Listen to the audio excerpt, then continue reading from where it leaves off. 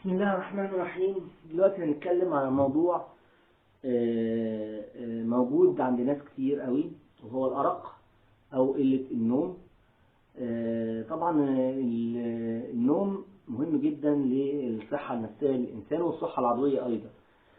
احنا عارفين ان النوم من أهم الحاجات اللي بتبرد أو بتقلل درجة حرارة المخ، وبالتالي المخ فيه كله خلايا عصبية، يعني زي كهرباء، زي جهاز كهرباء ما بيفصلش، وده بيخلينا يحصل مشاكل جامدة بعد كده سواء نفسية أو عضوية.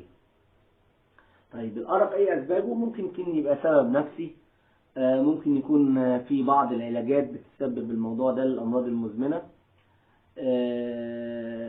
في علاجات بتزود الدورة الدموية للمخ، بتعمل أرق. يعني في برشام اسمه اللوسيدريل مثلا، هنقول لكم من سبب يعني مثال. اللوسيدريل ده بيتاخد مرتين، بيتاخد قبل أو يعني في الفطار وفي الغداء، أو يعني في الصبح أول ما يقوم من النوم قبل الظهر وبعد العصر. لو اتاخد بالليل ما ينيمش. برضو بعض العلاجات زي الكورتيزون لو اتاخد بالليل، اللي عندهم ضغط واطي او اللي عندهم امراض مزمنه زي السيستميك لوبس او الذئبه الحمراء يعني، او الروماتويد، بياخدوا الكورتيزون لو اتاخد بالليل برضو ما ينيمش. وهكذا في حاجات بتسبب الارق، ادويه يعني. طيب ايا كان السبب بنعالجه ازاي بقى؟ بنعالجه بنحاول ان احنا لو سبب نفسي نزيل السبب النفسي. لو في ألم في الجسم هو اللي بيسبب الأرق، يعني انت مش عايز تنام عشان في وجع في حتة معينة، بنحاول نعالجها. لو بقى السبب، لو في أدوية نحاول نظبطها. لكن لو العلاج السبب ما عرفناهوش ايا كان، بنحاول ندي حاجات طبيعية الأول. يعني في مشروب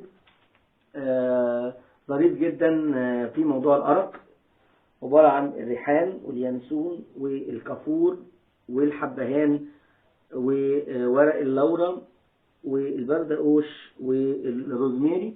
الحاجات دي كلها مهدئة للأعصاب، أعشاب مهدئة للأعصاب. لو عملت خليط منهم أو من بعضهم بيظبط الأرق.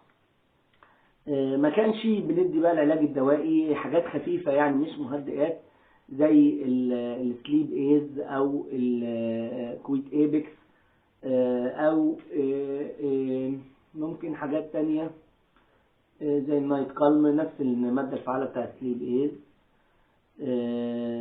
يعني دي حاجات تساعد على النوم، بس ما يتعودش عليها الجسم.